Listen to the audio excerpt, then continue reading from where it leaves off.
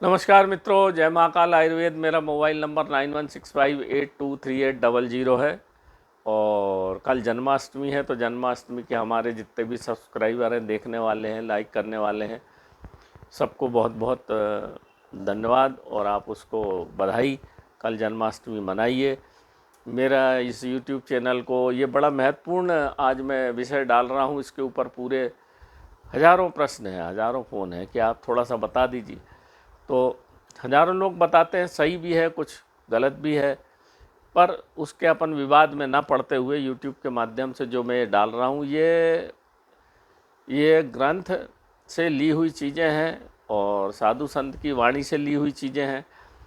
तो इनको मैं लॉजिकली बात करता हूँ। तो मेरे इस चैनल को सब्सक्राइब करिए, बेल आइकन को दबा कर हाइप को दबा दीजिए, ताकि ये सब वीडियो सबको पहुँच जाए। और हम व्हाट्सएप का लिंक भी दे देंगे, क्योंकि हमारा व्हाट्सएप ग्रुप भी है, उसमें भी हम इसको डाल देंगे, ताकि आप लोग घर में जो परेशान होते हैं उसका मुख्य कारण क्या है। आप सोचते हैं कि आप अकेले हैं अपने घर में या मैं यहाँ वीडियो बना रहा हूँ तो वीडियो बनाने वाला मैं अकेला हूँ। ऐसा नहीं है।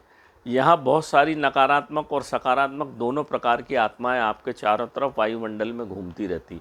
और जैसा व्यक्ति होता है, जैसा उसका विचार होता है, जैसा उसके आचार होता है, जैसे उसके कपड़े होते हैं, जैसा उसका पहनावा होता है, उस समय वो मौका देख के उसको पकड़ लेती है नकारात्मक। उसको हम कहते हैं राहु, है ना, या शनि।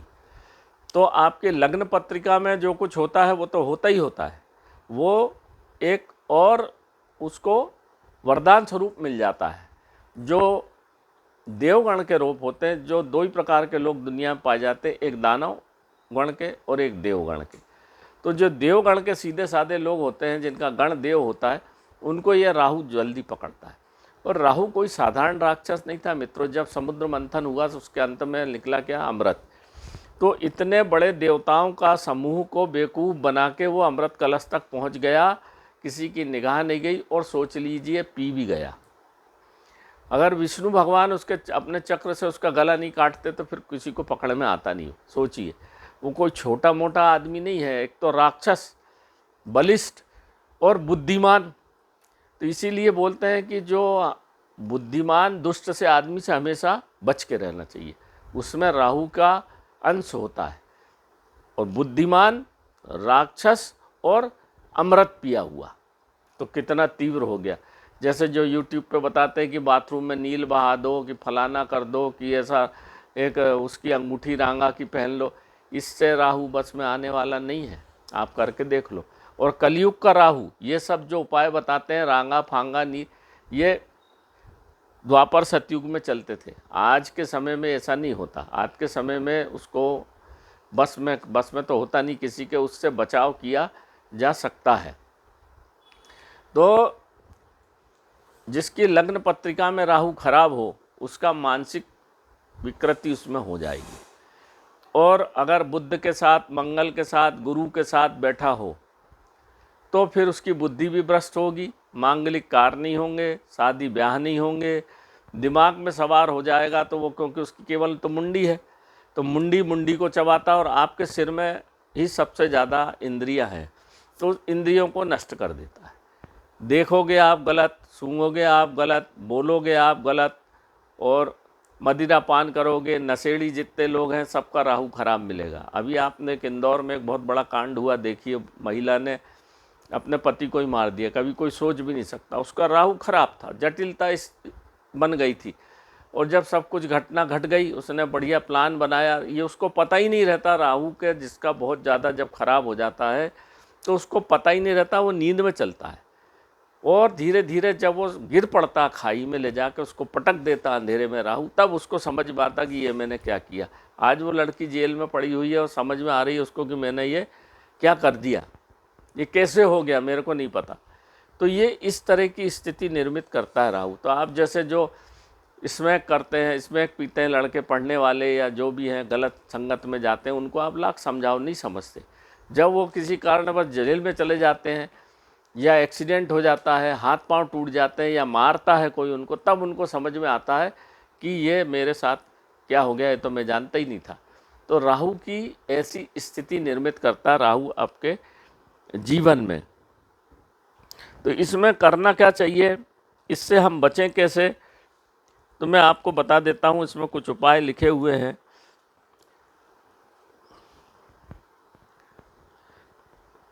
देखिए, राहु से रामचंद्र जी भी ग्रसित थे, परेशान हुए धनुष तोड़ने के बाद। रावण भी वहाँ गया था, कहाँ, धनुष युग में, तो वहाँ भी राहु उसके पीछे लग गया।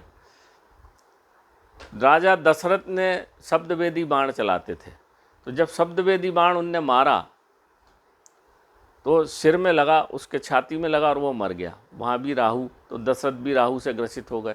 उनकी जो पत्नी थी कैकई, वो भी राहु से ग्रसित हो गई। वो गई कोप भवन में काले कपड़े पहन के, और उसकी बुद्धि भ्रष्ट हो गई। रामचंद्र जी को वनवास दे दिया उसने, फिर बाद में पछताई। मंथरा की बुद्धि भी सरस्वती ने बैठ के नष्ट की, यानी राहु को लगा दिया, तब उनने कैकई की बुद्धि भ्रष्ट। तो राहु जब इतने बड़े बड़े लोगों को नहीं छोड़ता तो आपको कैसे छोड़ेगा। अब इसको छोड़ने का एक प्रयोग है, तो लंबी कहानी, इसको बताते बताते तो ख़त्म ही नहीं होगी, इतना बड़ा विषय है ये राहु का। एक किताब लिखी है पूरी मोटी, इतनी बड़ी। तो आप जो है सीधी सादा काम करिए, विष्णु भगवान का सहस्त्र नाम पाठ पढ़िए। विष्णु सहस्त्र नाम किताब मिल जाती छोटी सी। जिसका राहु खराब है उसके कोई काम नहीं बनेंगे, दोस्तों से लड़ाई होगी, नशे में जाएगा। जो मैंने आपको इस तरह की घटना अगर आपके जीवन में अचानक घटने लग जाए, समझ जाओ राहु की दशा या अंतरदशा, प्रत्यंतर दशा चालू हो गई है, और ये आपको बर्बादी की तरह, दुकान चलते चलते बंद हो जाएगी, ग्राहक आना बंद हो गए।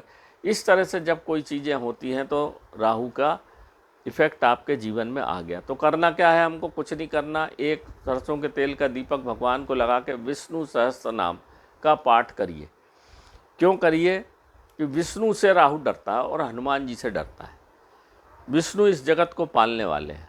विष्णु सहस्त्र नाम का पाठ करिए, या गजेंद्र मोक्ष की भी किताब मिलती है उसका पाठ करिए, या फिर हनुमान चालीसा। पर हनुमान जी क्या होते, पवन पुत्र हैं, एक जगह टिकते नहीं हैं वो, और रामचंद्र जी के सेवक हैं। तो राम के बिना हनुमान जी का पाठ पढ़ना संभव नहीं हो पाता। तो उसके लिए हमारे यहाँ से हनुमान बीसा यंत्र ले लीजिए, क्योंकि वो हम्पी का बना हुआ है, तो वहाँ हनुमान जी विराजित हो जाते हैं, उनको घर में बिठा के। क्योंकि जैसे ही हनुमान जी ने लंका जलाई तो वहाँ सब ग्रहों को मुक्त कर दिया, वहाँ से रावण को भी राहु पकड़ लिया और बर्बाद कर दिया।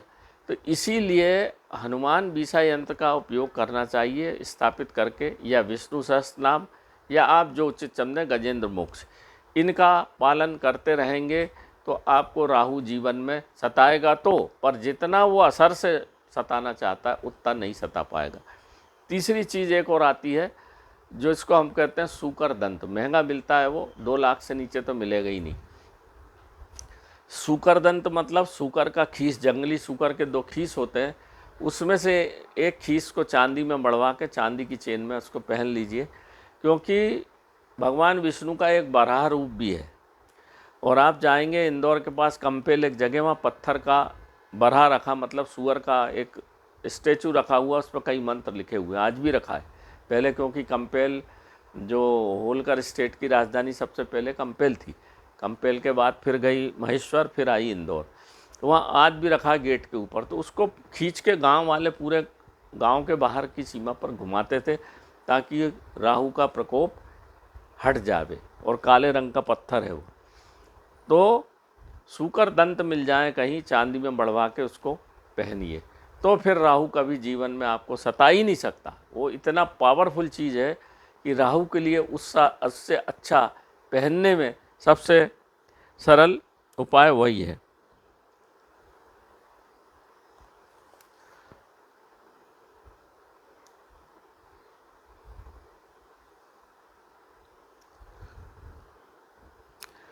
एक और चीज़ है, राहु के को हटाने के लिए 21 तुलसी की पत्ती की माला बना के हर शनिवार हनुमान जी को चढ़ाना है। और मैंने बताया भी था, अकाव के पत्ते के ऊपर राम राम लिख के 21-11 पत्ते लिख के हनुमान जी को चढ़ाइए, हनुमान जी को चोला चढ़ाइए। और सबसे बड़ा एक और उपाय है कि वो फिर राहु डरता है किससे, भैरव से। क्योंकि भैरव है काली के पुत्र। तो अष्ट भैरव कड़ा हमारे यहाँ से मंगा लीजिए, या आपको मंगाना है तो, नहीं तो जहाँ मिलता हो वहाँ से ले लीजिए। और हर माह की 21 से 30 तारीख के बीच में, 31 तारीख के बीच में भैरव अष्टमी आती है। भैरव मंदिर जाना ही चाहिए, चाहे राहु हो चाहे नहीं हो। भैरव मंदिर में जाके एक चमेली के दीपक, भैरव भगवान को चमेली का दीपक लगता, क्योंकि भैरव का स्वरूप देखा आपने सिर का है, भैरव के धड़ नहीं दे, वो इस भैरव स्वरूप है। और उस भैरव को, और राहु का भी केवल मुंडी है, तो भैरव से बहुत डरता है राहु, या विष्णु से या भैरव से। तो चमेली का दीपक जलाइए वहाँ पे, सरसों और आपका दही ले जाइए, एक काले उड़द ले जाइए, काला तिल ले जाइए, और शहद ले जाइए, और 1.25 पाव जलेबी। शहद भगवान भैरव के सिर पे चढ़ा दीजिए, क्योंकि वो गर्म है, शहद होता ठंडा। और 1.25 पाव जलेबी कुत्तों को वहाँ प्रसाद लगा के घर नहीं लाना है, खिला देना है। तो आपके जो राहु है वो धीरे धीरे, जब आप 5-6 महीने जाएंगे और प्रार्थना करेंगे, तो आपका राहु शांत हो जाएगा।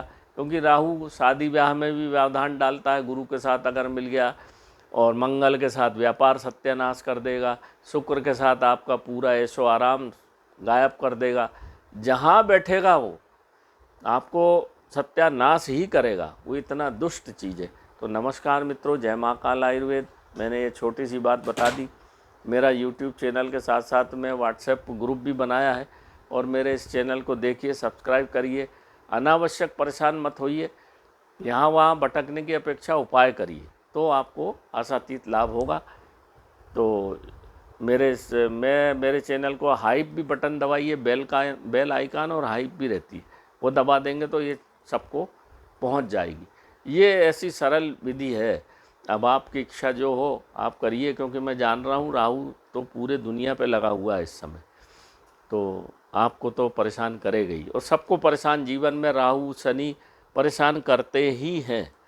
तो अगर हम ऐसा उपाय करेंगे तो लाभ ज़रूर मिलेगा। मैंने हज़ारों लोगों को करवाया है और बहुत अच्छा लाभ लोगों को मिला है। नमस्कार मित्रों, जय महाकाल।